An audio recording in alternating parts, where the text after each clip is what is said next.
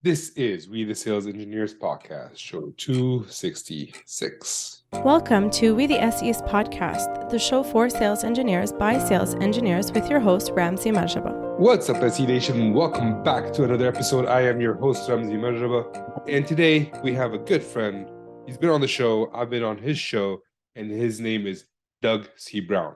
Last time he was on the show, we talked about handling objections, which I thought is very useful for sales engineers because we tend to, my experience, not handle objections very well. We always like to argue. We always like to disagree instead of trying to take the time to understand. And this time, we're focusing more on sales. The topic of discussion was how to become a 1%er in the sales world, or at least in your teams. And we did discuss a lot about that. So even if you're, so a lot of sales engineers are trying to move into sales, right? And that's common. Next step, most common step for sales engineers is to go into sales. Whether I agree with that step or not is beyond the point. I don't, although I am in that role, not by choice. Anyways, there's a lot of information in here about how you can become a 1%er, and it did not go the way I was expecting in terms of what you need to do. Doug will discuss that a little bit later. But my goal for this call, for this interview, is for those who want to transition into sales, to have an idea of what they need to do once they get in there. Also, if you're thinking about transitioning into sales, this is a good call to have, or a good discussion to listen to. But even if you're an SE, how can you become a 1%er? Can you use anything that Doug mentioned today to become a 1%er? So that's it. Let's jump into the show and we can discuss after, I guess. Mr. Doug C. Brown, welcome back. Hey, thanks for having me back, Ramsey. I really appreciate it. It's my pleasure. Does C stand for CEO? No, C stands for charming. Charming, right? No, it's actually Charles. But I used to do Doug Brown, but then there was a kind of a famous professional NHL player named Doug Brown. Okay. And if I got up on skates, I'd fall down in no time. So You sound like me. They call me Hurricane Ramsey because if I'm standing still, I just start looping in circles. Not by choice. So Doug, you've been on the podcast before. Yes. And I'll leave a link to that episode in the show notes below. But for those who don't know you, can you give the brief overview of who you are and what you do? Yeah, brief overview is I've been working now for 48 years. I started when I was 3, actually working for my dad's.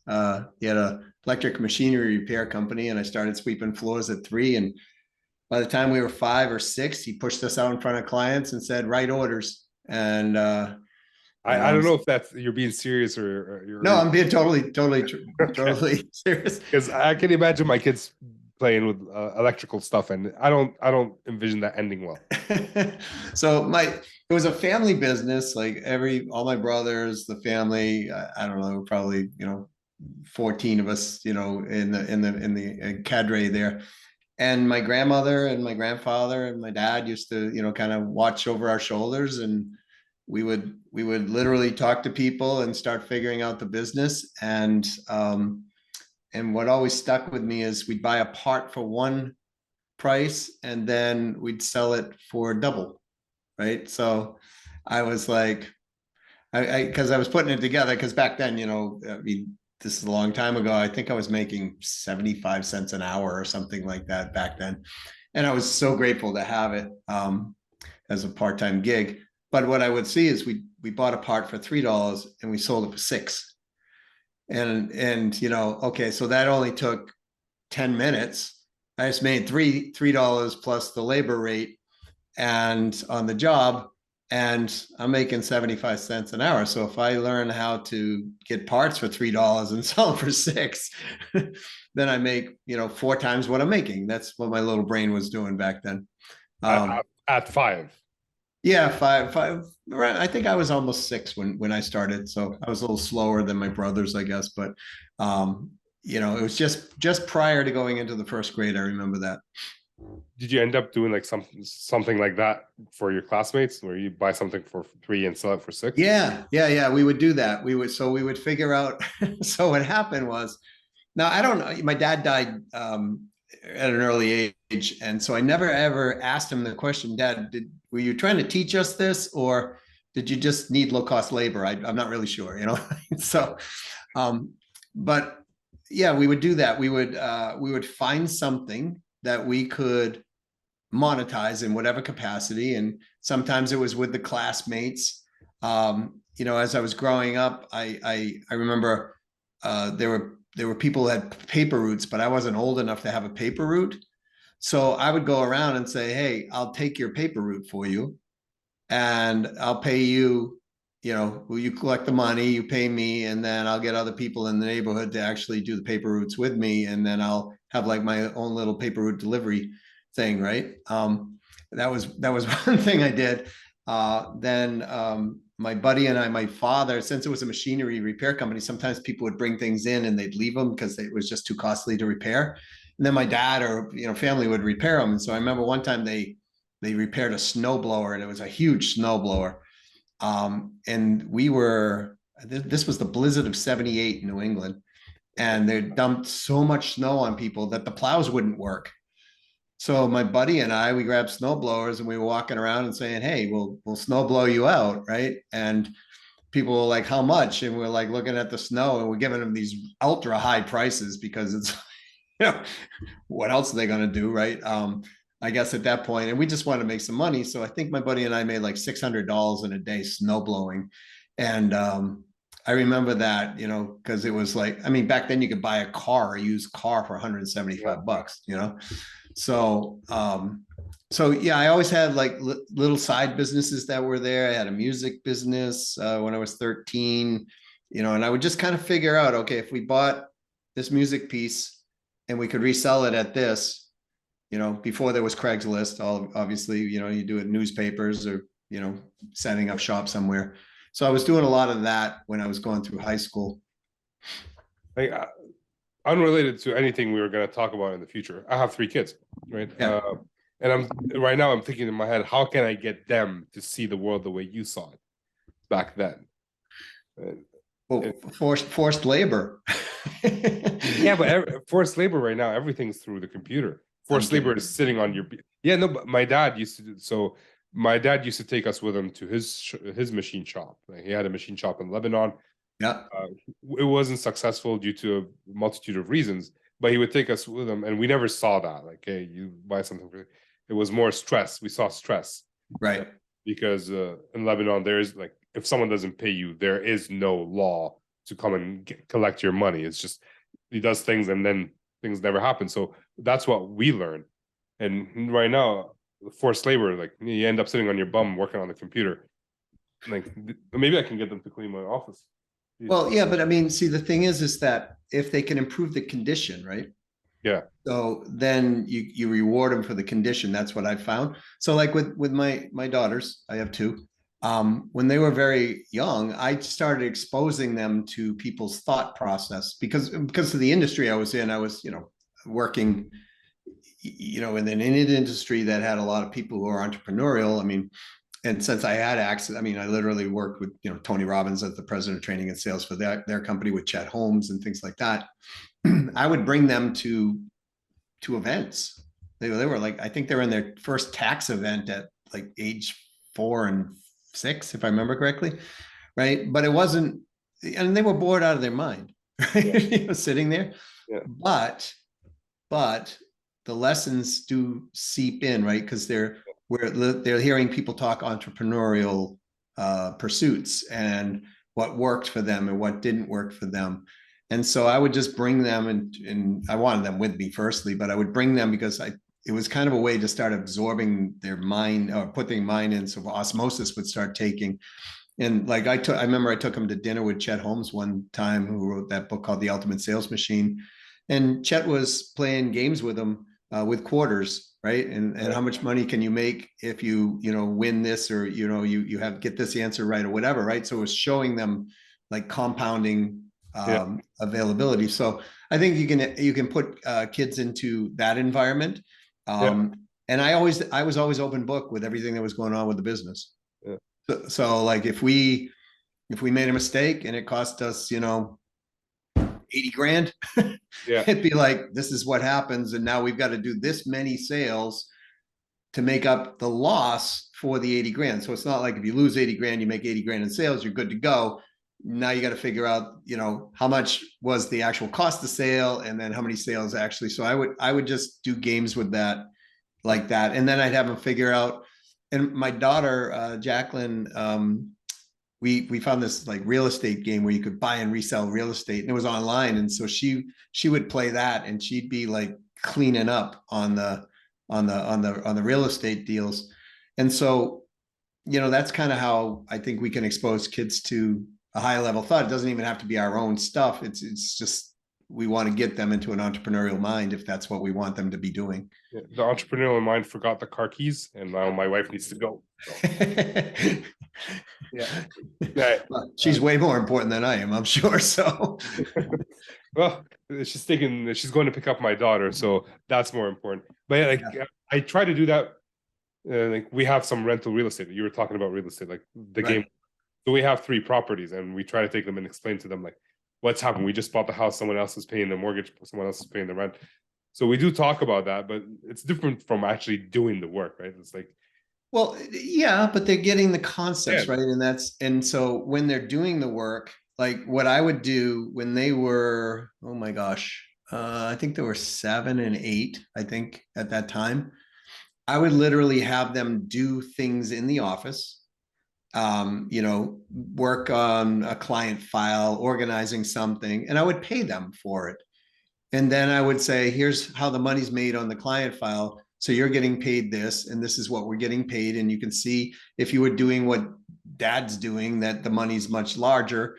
And, and we have employees we're paying. So this is how it breaks out. And this is what's left out, over. So I would just do that. And they would keep time cards, literally keep time cards. And it would, they'd add up their time at the end of the, just like I did with my dad, add it up at the end of the week. And it'd be like, okay, this is what I made. And so we would pay them. And then when the company did really well, we would teach them about profit sharing, right? Things like that. So it's just a matter of being able to, I believe, just immersing them into anything that we can immerse them into that we know will set in their mind. And what I didn't realize, Ramsey, and I thought it would happen, but I wasn't sure. What I didn't realize is later on, the lessons started taking. So now when they're looking at their own business pursuits, they're talking and coming to me and asking me questions that just on ground level questions mostly, right? So so they did a lot of that absorbed into their brain. That's pretty awesome. It had nothing to do with the topic of conversation. No, that's pretty good. I think a lot of parents go through that. Like we want our kids to be happy. We want our kids to be better than us.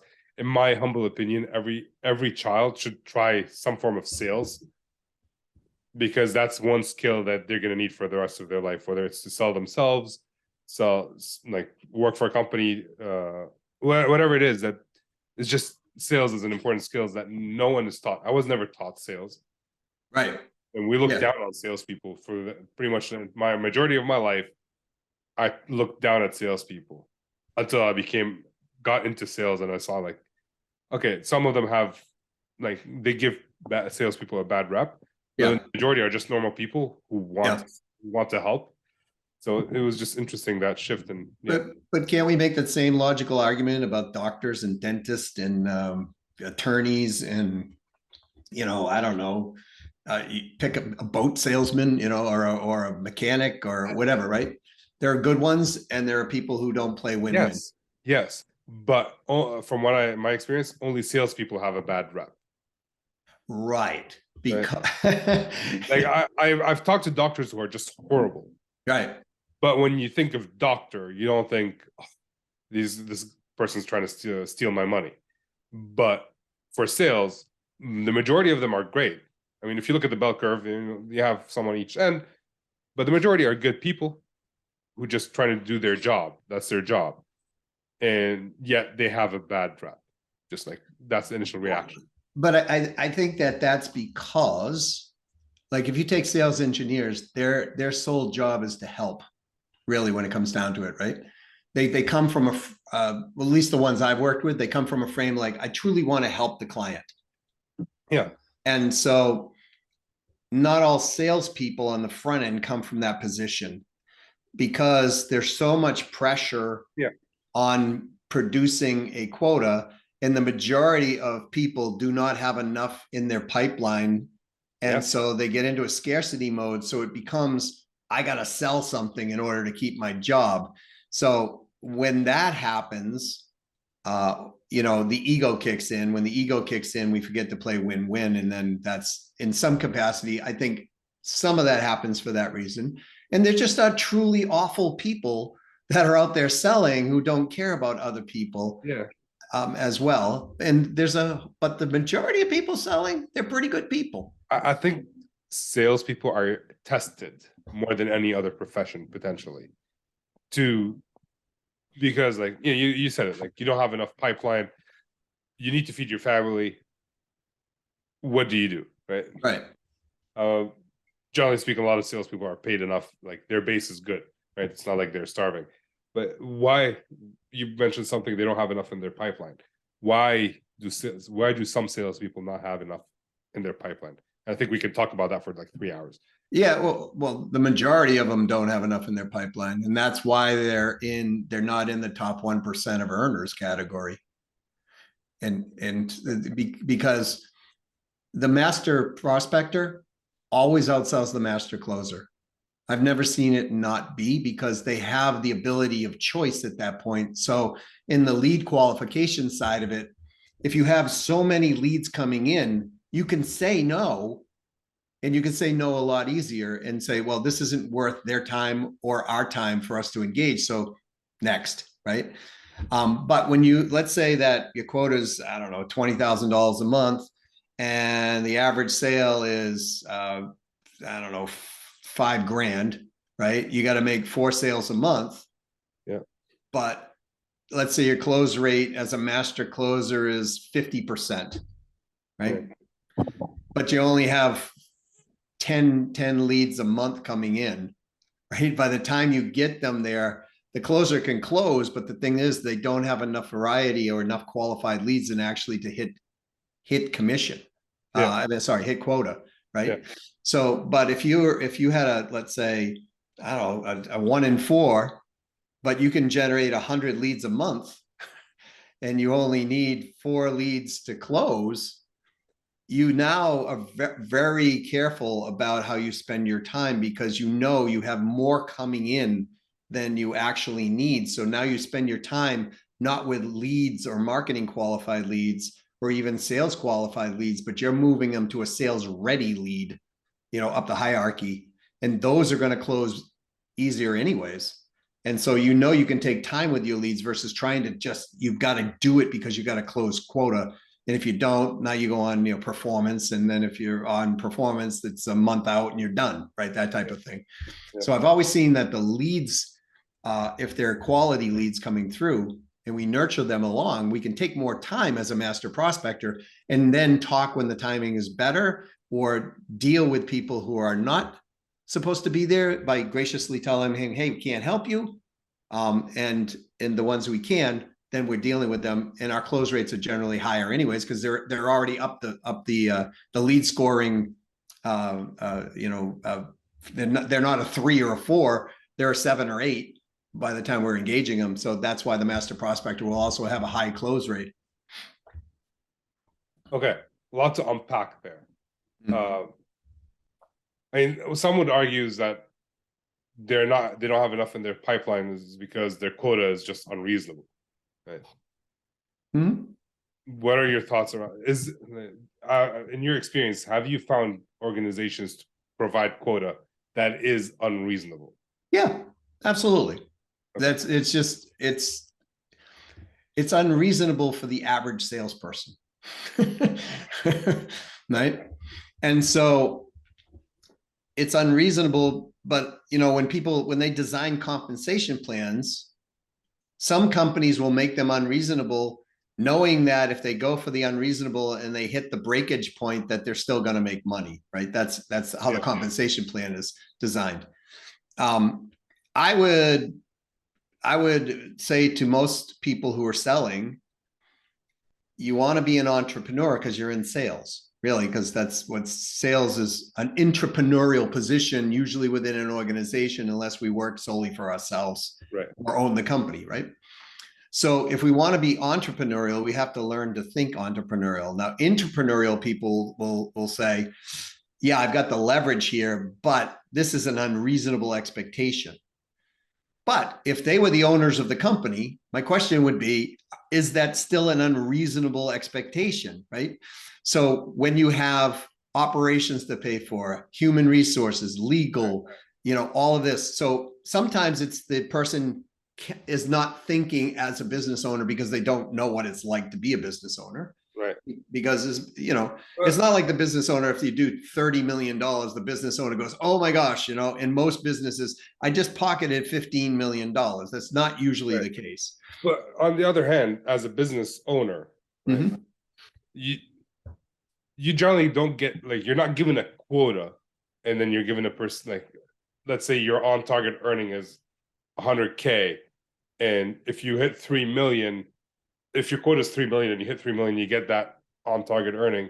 The next year, your quota goes up and your salary stays down. No, if you're like a business owner, the first year you made 3 million, you pocketed, let's say 50%. So 1.5 million. The year after you made 3.5 million, now you just pocketed $2 million. Right. Versus as a salesperson, and I'm not advocating that salesperson should be paid differently, you're still pocketing the same amount. Like if your quota moved up. Well, if your quota moved up, or if you're capped on your income. Yeah. See, when I'm speaking with salespeople and they go, my quota's too high, I'd go, well, get rid of your base. Right? Get rid of your base and get a higher percentage of payout, right? If they're on base. And so what I teach people is, like, your base is ice cream, cherry pie, and dessert, right? Yeah. So how do we design your day to hit quota without a base? That's really the key. And so if we can do that and they can hit without a base, then they're always exceeding quota and there's never an issue. But there are compensation plans out there that I've seen that are just never, it's like, I'm really good at what I do, I think, and I've always exceeded quota for almost all my life.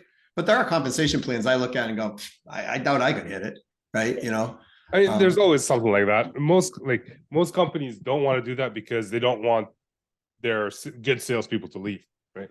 Like, they want to keep their good salespeople happy. So they should keep all their salespeople happy and train them on the bottom to train them to come up. Yeah. Right. Yeah. I mean, sure. There are some, I find that there are some salespeople that are just not meant to be in sales, and they should just. Well, some people are untrainable and some people shouldn't be in sales, right? I agree with you. Yeah. So speaking of training and like being a master prospector, my audience is sales engineers, but a lot of sales engineers want to transition. Their next move would be sales. Right.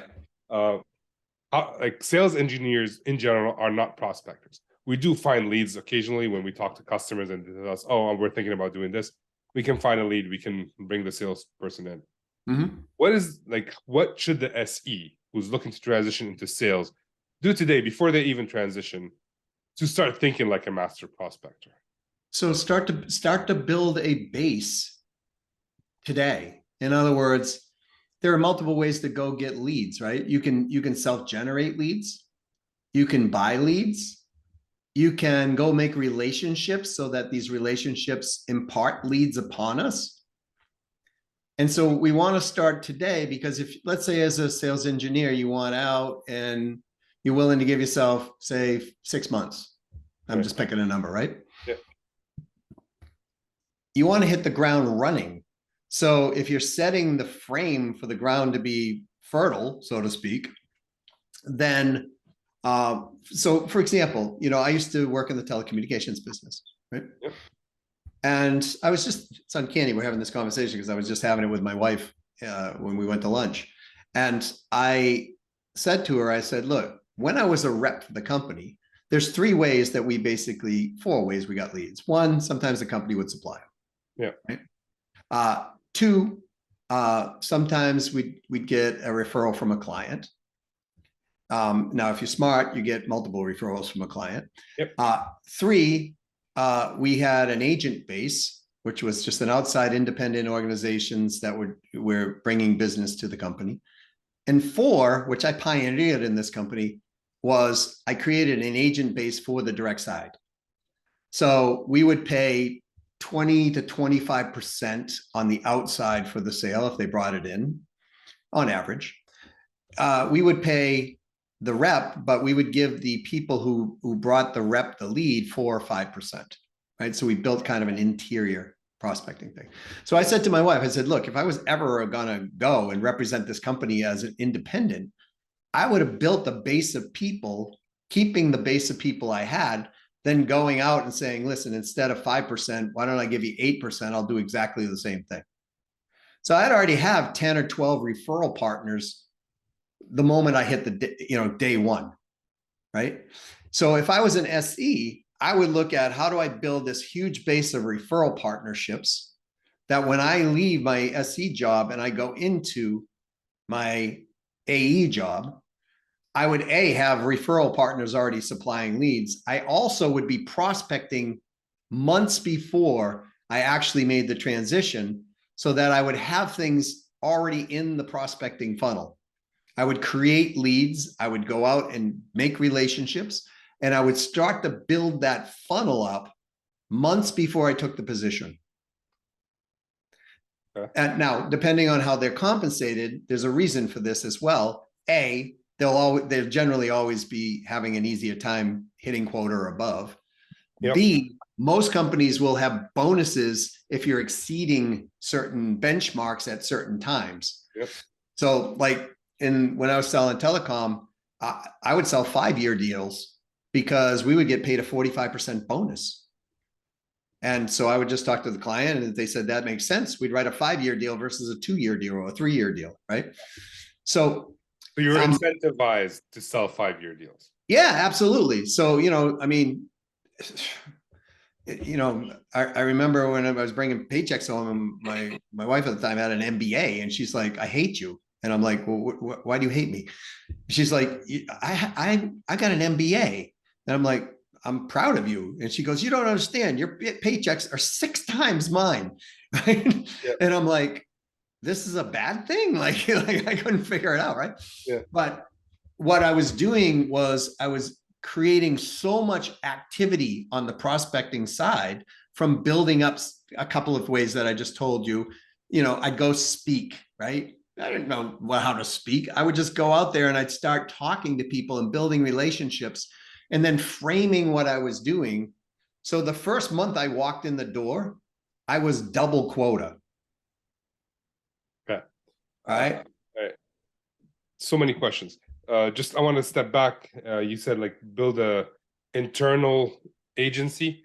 Could you elaborate? Yeah, or an internal referral source. Yeah. But what does that mean, internal referral source? Like, are we talking other salespeople within the organization? Are we talking? Well, that's more of it.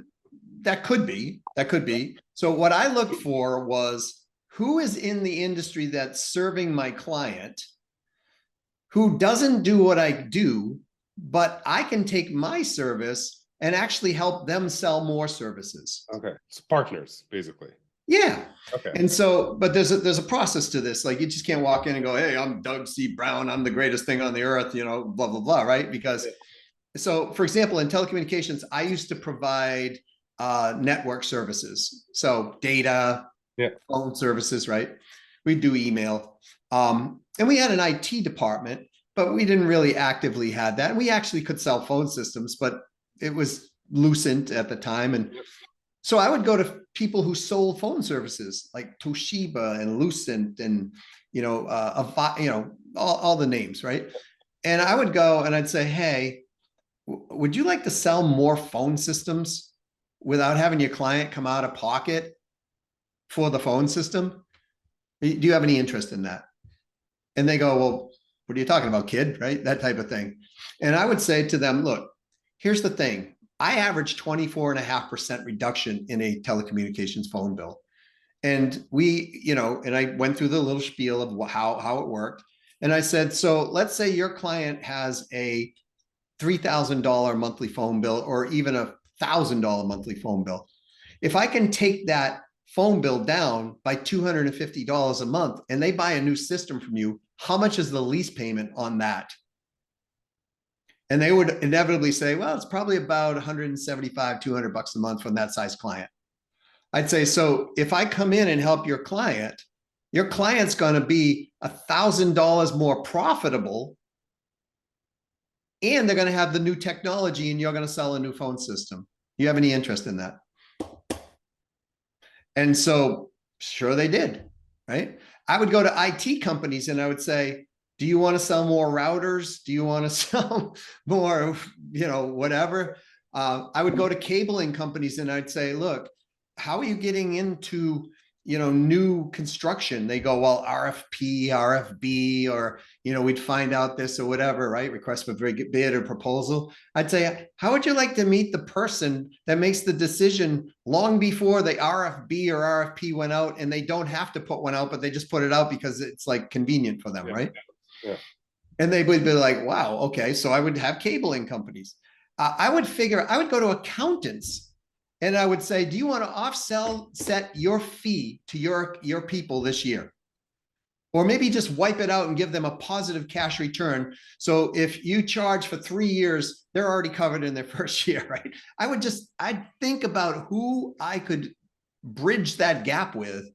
And then I'd go have the conversation with them. And you got to have the right conversation. And I could go into that if you want, but that's how I built the internal force. And Ramsey, I will tell you and all the listeners here, I was very successful at it. I had 62 incoming calls a day at times coming into my phones. Right. You're giving me a lot of information, and in my head, I'm trying to think of how I could implement it right now. So I'm actually trying to remember all the partners that I can work with to get this done. So far, it's been very good, at least for me. So you mentioned like having the right conversations. Yeah, let's just go there since it's teed up. What are the right conversations? What do you mean by that, actually? So I want to comment on something that you just said, right? So you're thinking of all the partners in your head. You have a huge advantage over someone else as you're a sales engineer. Yeah. So you already have a highly technical mind. People know if they know what a sales engineer does, which a lot of them do, probably in the industry that you're in. They know that you're not just an average salesperson, that you have all this technical knowledge as well. So I would exploit that as well, because especially if you're talking to techies, they're going to want to know that you understand their deal. When I did it, I went and bought 3 telecommunications engineering books and read them. Okay. And that was like pulling my eyebrows off my head as a salesperson, right? But I did that so I could communicate with gentlemen like yourself. Right. So if I understand you correctly, you're saying as SEs, connect with other SEs right now, build that relationship right now. You could connect with business owners of a company. You could connect with other SEs right now that, again, how do you help them? How do you help yourself? How do you play win-win, right? And it doesn't matter the level, because we're all people. So they might have titles of CEO or whatever, but I can tell you from dealing with, people who own, multi-billion-dollar corporations, they have the same fears as the person who owns $1 million company, just on a different level. Okay. They also have the same desires, right? When it all comes down to human beings are human beings. Yeah. So that answer the question? Yes, it does. So you asked the question, like, what do you say, right? Yeah. So understand that when we make a business to business decision, one of the things that we think about when we're going to give a referral or we're going to do business with someone else is we're thinking about ourselves as well, right? Because, in a business to business decision, you could be banking on your career if you make the wrong thing, right? So the thing is, when I used to go, I'll just play it out how I would call. I'd call up and I go, hey, Ramsey, you don't know me. I don't know you. Could I have like 10 seconds to tell you, bounce the highlight off why I called you? It's a cold call, and see if you have any interest. If you don't have any interest, I will hang up and wish you the best day you've ever had in your life. Sure. Okay. Are we role playing? Yeah. You Sure. want to do that? Yeah. Okay. Yeah. I'd love to have the best day of my life. Okay. Well, I hope the best day of your life, Ramsey, is about what I'm going to tell you. Do I have permission to give you Yes. Yes. Please go ahead. Okay. So I would now go into the overview, but you got to keep it really short. I would say I help people like you sell more of what you do. And do you have any interest in having an incoming lead source that, or the ability to have your people not have to come out of pocket to actually buy more from you? This is not a sales pitch. It's legitimate. Do you have any interest in that? Obviously, I'd always want that. So they would ask me how, right? They would say, well, how? And I would tell them, I'd say, this is what then, does this sound like it's of interest to you? If so, I'd like to meet you on a longer call or come to your office or whatever. At that time, we'd go to the office, right? And so they would say, sure. So I'd go to the appointment. And what I would say right out of the gate is, listen, I know you've got 30 years of clients here. I want you to know that I know those clients are your gold. And I wouldn't do anything ever to jeopardize that relationship. So I don't want you to trust me, Ramsey. What I'm going to ask you to do is just trust me once. Right? And let me show you how great your clients will be raving about what we do and how they're going to buy more stuff from you. And let's take one deal, if you like our conversation, and we'll just do one deal together, and then you can evaluate it. And if that deal wasn't great, you know what? I will walk out the door and wish you the greatest day. If that deal went great, I don't want you to give me your client base. I want to do one more deal. I want to keep proving to you that this works. And then if the second one works out great, as it will, because I'm going to make sure it does, I want a third trial with us. And then at the third trial, let's sit down again and let's discuss how we can have a bigger relationship if you want one. Is that fair? Sounds fair.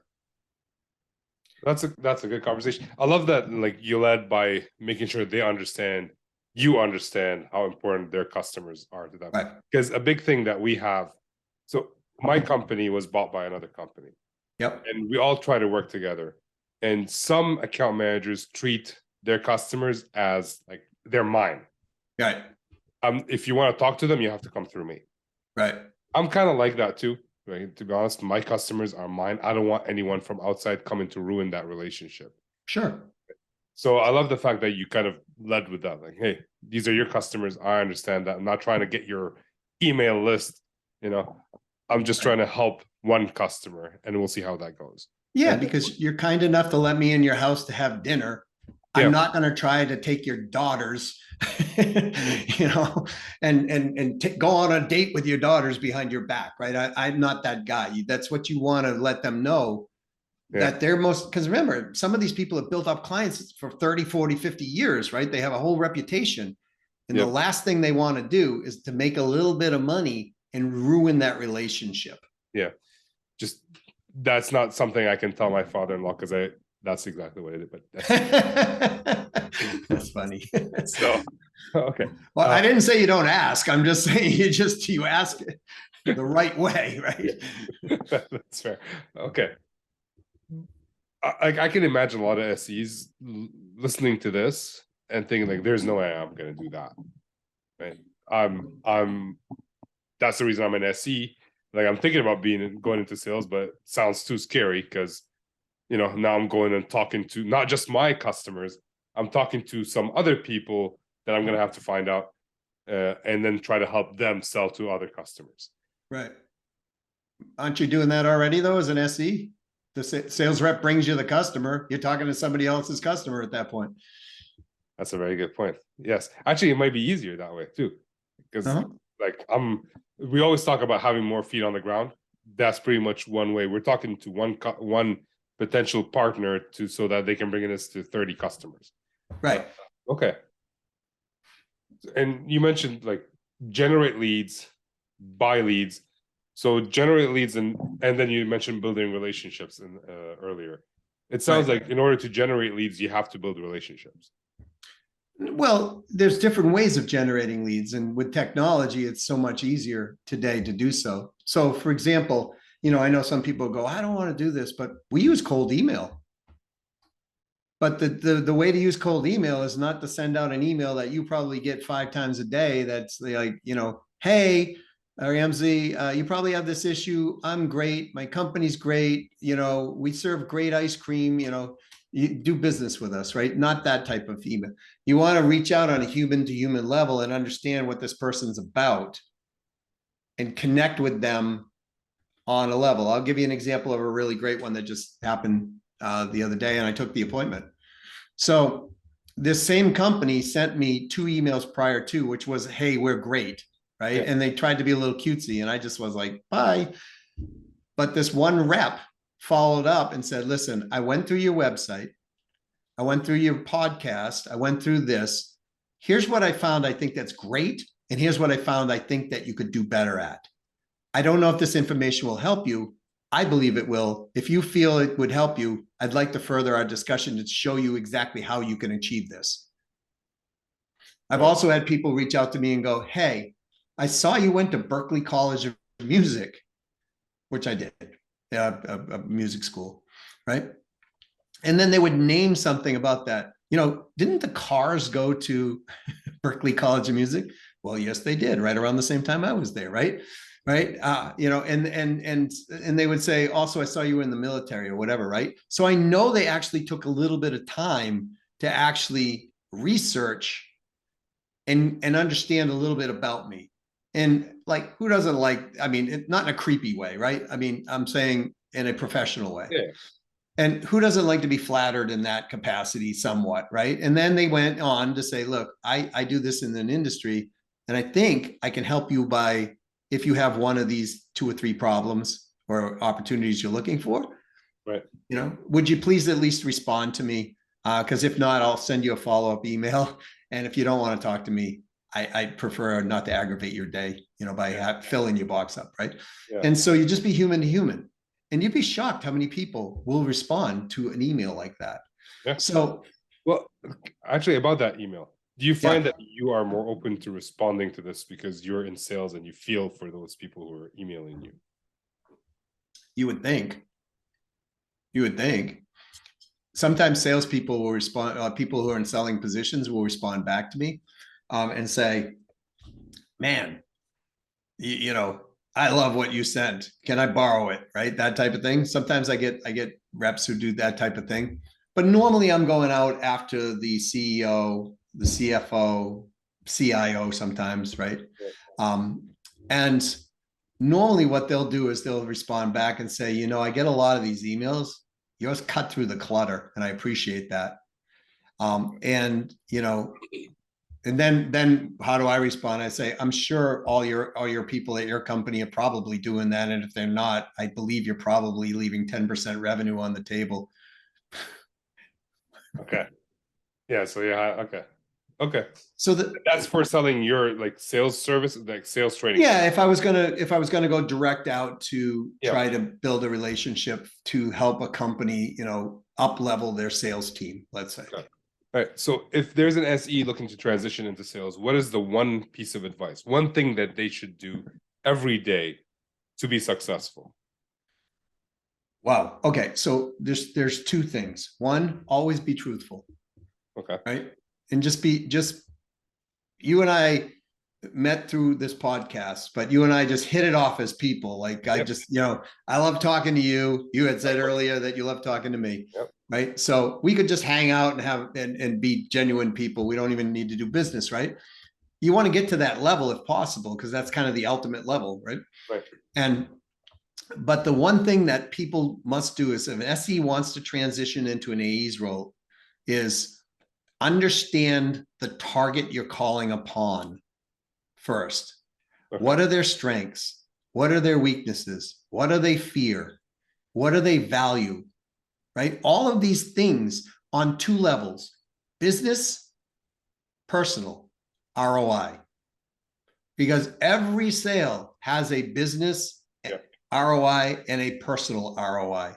Yep. So if you're dealing with director level people and that's your target, that's the buyer, which it can be, Yep. or you're dealing with somebody who's a independent business owner, they are going to generally have a little variation in what is important to them. Yep. Once you understand that, then it's just being truthful and going out and talking to people, whether it's electronic medium or you just pick up the phone and call, right? So many people are worried about rejection. And if you're going to be worried about rejection, you can't help people. So I don't look at rejection as, oh, I got rejected. I look at rejection as, okay, I can't help this person right now. Yeah.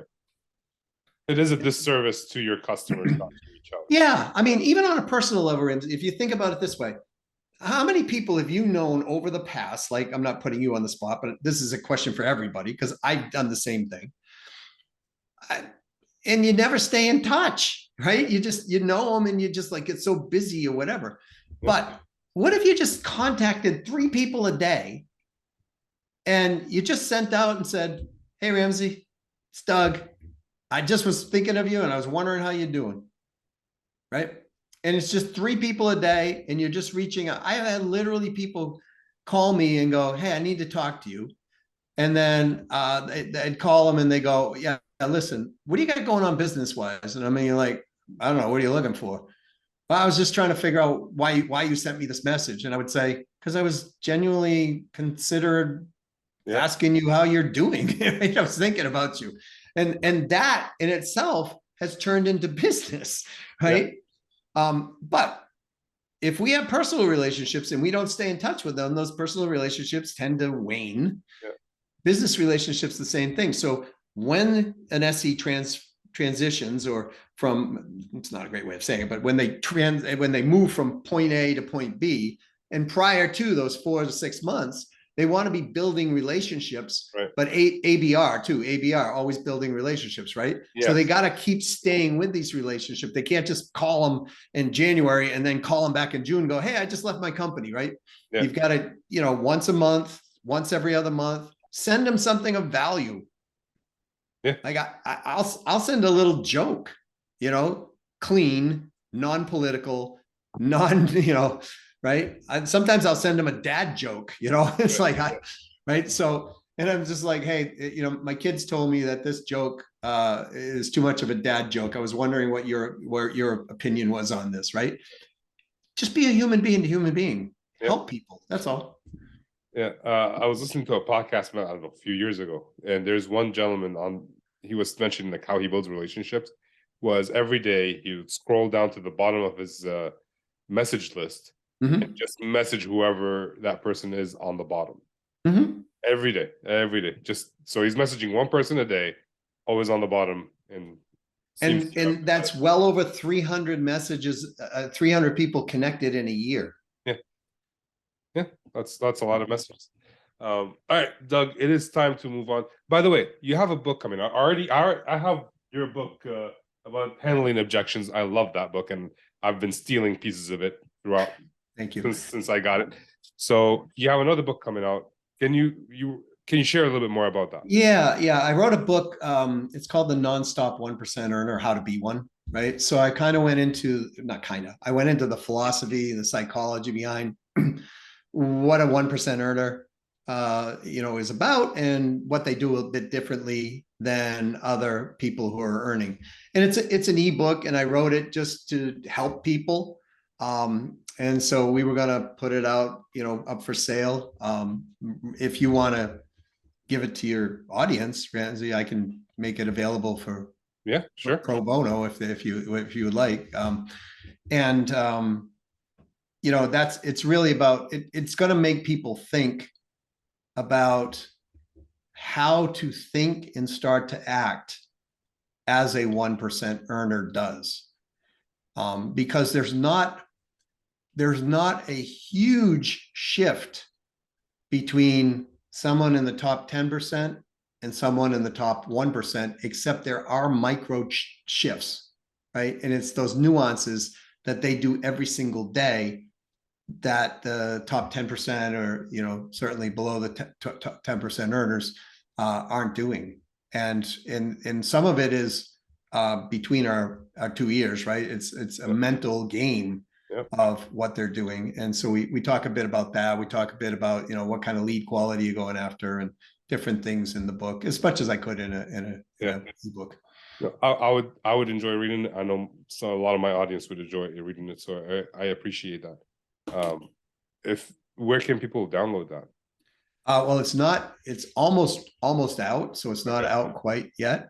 I'll give you the link. If they want to send me an email directly at Doug why don't they send it to YouMatter, YOUMATTER at ceosalesstrategies.com. Just write in the subject line, Ramsey, give me my book, and I'll know it's your people, and then I'll send them the book, or I'll have one of the staff members send them the book, and we'll copy you on it as well, Ramsey, so you know who got the book.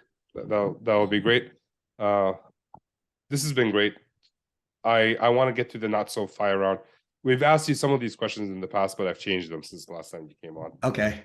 Let's see how this goes. So you've been doing sales for a while. You've been helping a lot of other salespeople get better as as salespeople. What is it that you love about this role?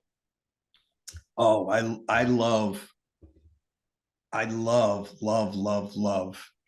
watching people get things in their lives that personally and material wise that they just thought was maybe not possible. Because it improves their whole life. It improves their confidence level. It improves their home relationships. They're able to maybe do something for their children they weren't going to be able to do because they're not, they just made an extra $20,000 and, they're able to take the kids and the wife or the husband or whatever, to Europe, and let the kids like climb the Eiffel Tower and, instead of reading it in a book, that's what I love about doing it. That's awesome. Like there's a lot of people who say money is evil, but like right now my car broke down. It's $2,000. The fact that I don't have to worry about that is insane, right? 3 years ago, it's like, oh, where am I going to get that? Right. And that's I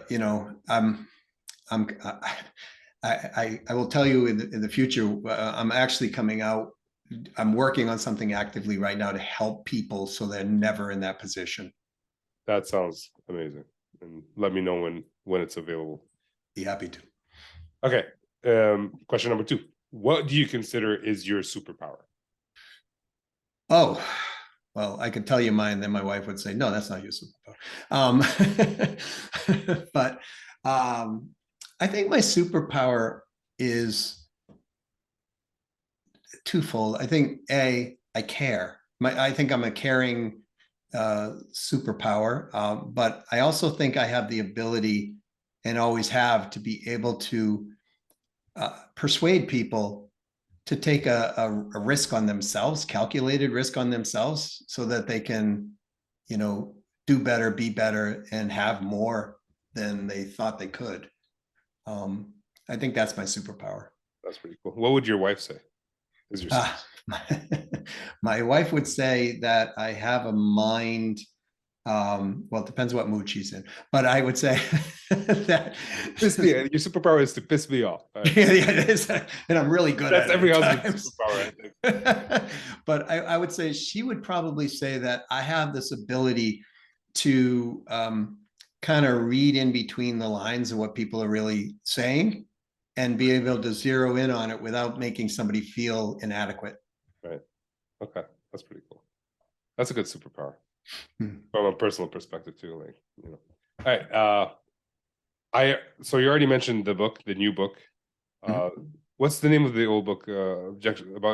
Win-win selling, unlocking the power of profitability by resolving objections. Yeah. So links to that book at least will be in the show notes for this episode, and when the new book is ready, we'll have that as well. Is there a book you would recommend for SEs who want to transition into sales? Yeah, mine. You have another So, one? I mean, I know that's self-promotional. I think there's a great book, and it's called Inner Voice. Inner voice. And Inner Voice. And I will say this man's a good friend of mine. He was a mentor of mine. I think Russ Whitney is the man who wrote it. And it really kind of challenges out people's minds from a business perspective. It's a little bit spiritual here and there, but it's really more of a, most of the time people in sales, it's not their skill sets and it's not their abilities, because those are learned traits. It's the, I don't know if I should be doing this because this doesn't feel comfortable based on how I was taught growing up. Yeah. Yeah. That's what usually gets them, right? It's the learned behaviors that turn into habits. Yeah. That then those habits, if we go against those habits because we want mom and dad or whoever taught us their blessing and love, Yep. we are now, like, I know people who grew up in places like rejecting people. I'm not rejecting people, but interrupting people is the rudest thing on the planet, right? That type of thing. Yeah. And so now they want to go into selling, but now they've got to make a cold call or a cold email or something like that, right? And so you're interrupting somebody so that it just feels wrong. But Russ really goes into, I think, why we feel this way and how to reframe that. So I think that's a great book. I would read, Alan Weiss also wrote a book called $1 Million Consulting. And you might say, well, I'm not trying to be a consultant, but the mind process around being $1 million consulting person is no different than being around $1 million earner and selling in a lot of different capacities. Yeah. About the inner voice. Every time I get a raise, my wife would start worrying. It's just like, you shouldn't be getting paid that much. Like, yeah, don't say that out loud. Yeah. Well, but you know what? I mean, if she was brought up in an environment like that, and by the way, I was, right? So I remember my parents used to talk about my brother, who was a white collar executive worker, like he was a yuppie, no good person, right? That's what they used to call him. Not in that language, but so many words. Yeah. So when I became a white collar worker, I had a really hard time with that because, and I would do things like bring my income up to, a couple $100,000 a year, then drop it back down. Right. Because as soon as I started getting up over 200, I felt them pulling away. Yeah. And it wasn't until my daughter was born where I said, okay, this game needs to end. Right. Because when we have children, it definitely challenges our value set and our beliefs. But so, every human being has these issues in some capacity, but we can all move forward on them if we want to. I agree. All right. Last question of the not so fire round. Is there a habit you're working on today to improve in your personal or professional life? Yes. So that means I've passed the test almost. I'm at 75% right now, so I can get this one. Yeah, if you get this one, you'll be 100%, and I'll send you a gift in the mail. Yeah. I don't know if it's because I'm more seasoned in life and age now or whatever, but I practice, I really work on being less reactive, more patient, tolerant, and understanding that most of the time, not always, people are coming from their best place, or they're coming from a place in which they know right at the moment. And so I don't want to be reactive. And what that does is it helps in business as well, because when somebody's trying to sell or persuade another person, sometimes they become reactive and they step in the wrong place, and it's not good for them. But it also transcends into our personal life. Just before this podcast with you, I was driving down the street. There's a truck stopped in the middle of the road, and the guy is back and his eyes are closed. And I'm like, what the heck, right? I'm curious. Rule number 2 in objections, right? Get curious, not confrontational. So I'm like, I backed up and I looked at him and he wasn't moving. Now, I have a medical background. So my first reaction is this person had a heart attack. This person might be in a diabetic coma. That's all starting to go through my head. And I said, whoa, wait a minute. Right. So I leaned out the window. I go, sir, are you okay? And he didn't move. So now I'm starting to get out of my vehicle, try to grab my phone, right? Thinking 911. And I yelled a little louder, hey. And he opened his eyes. And I said to him, I said, are you all right?